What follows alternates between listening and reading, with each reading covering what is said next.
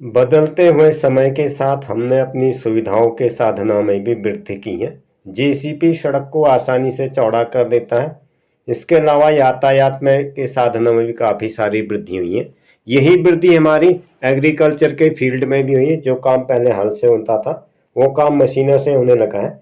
आज मैं आपको तस्वीर के दो पहलू दिखा रहा हूँ। पहले पहलू में मैं स्वयं हूँ और ये मेरी दिनचर्या की शुरुआत होती है जाती है। अभी ये घास खा रही है लेकिन अपनी फ़ोटो नहीं खींचने देती है, पता नहीं क्या चक्कर है। अभी हम इनके लिए घास आग जलाएंगे।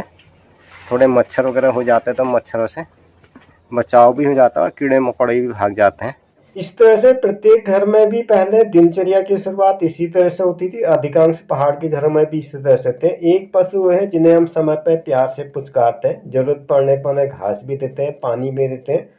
उन्हें मच्छर कीड़े मकोड़े परेशान न करें उसके लिए हम समय से आग भी जलाते हैं। यह हमारे दिनचर्या का अभिन्न अंग पहले भी था, अब भी था। इसलिए हिंदू धर्मशास्त्र गाय को एक माता समान आदर दिया जाता, जिससे हमें जीवन की उत्पत्ति का आधार मिला हो।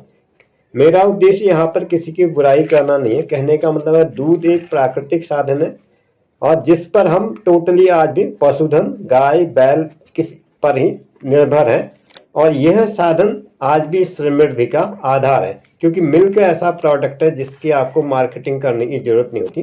बाकी आप फैक्ट्री में कोई भी सामान बनाते हैं, ए टू जेड शेविंग ब्लेड हो, चाहे हमारा बड़े बड़े मकान बनते हो, प्रत्येक चीज को आपको मार्केटिंग करनी पड़ती है। अगर दूध आप उत्पादन करते हैं तो वो आसानी से आपका कहीं भी सेल हो जाता है। कहने का मतलब ये गाय के दूध हिंदू पुराणों में भी पैदा होने से लेकर मरने तक गाय हमारे जीवन का अभिन्न अंग होती है। इसीलिए अंतिम क्रिया में भी गौमूत्र का इस्तेमाल किया जाता है। इसके अलावा भी पवित्र कोई भी साधन होता है तो उसमें हम गाय के गोबर से उपले बना करके उसका इस्तेमाल करते हैं, अथवा गोबर का इस्तेमाल अपने घरों को लीपने के लिए करते हैं। इस तरह से जैसा कि आप देख पा रहे हैं मैंने आग जला दी। आग जलाने से फायदा ही होता है, यहाँ से कीड़े मकोड़े भाग जाते हैं। आज का असल में एक मेरा व्लॉग न होकर एक प्रश्न चिन्ह अनसॉल्व्ड क्वेश्चन आप कह सकते हैं।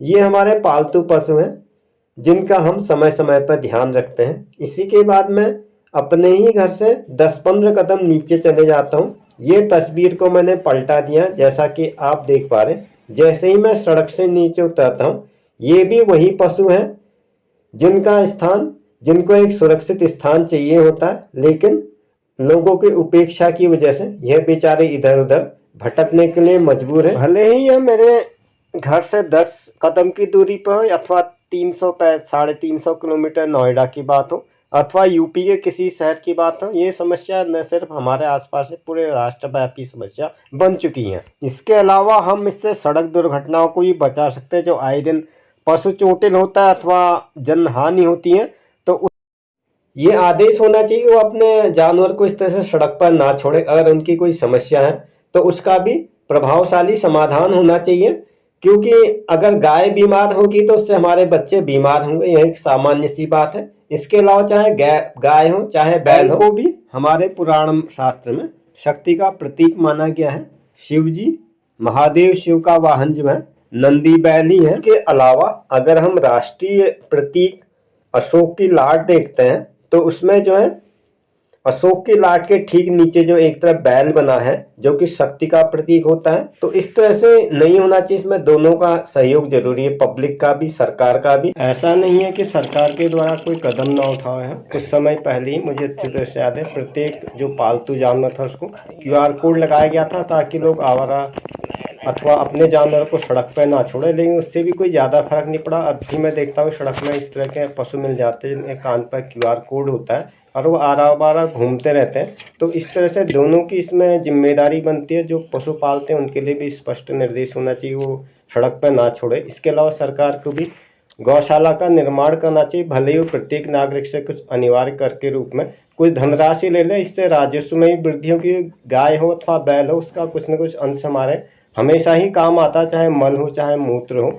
तो ये था फिर आज का ब्लॉग जिस पर मैंने अपनी खुद की ओपिनियन रखी थी। इसके अलावा भी कई सारे समाधान हो सकते हैं।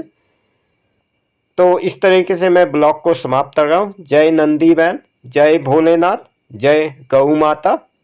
भारतवर्ष की जय हो। गौ माता की जय हो।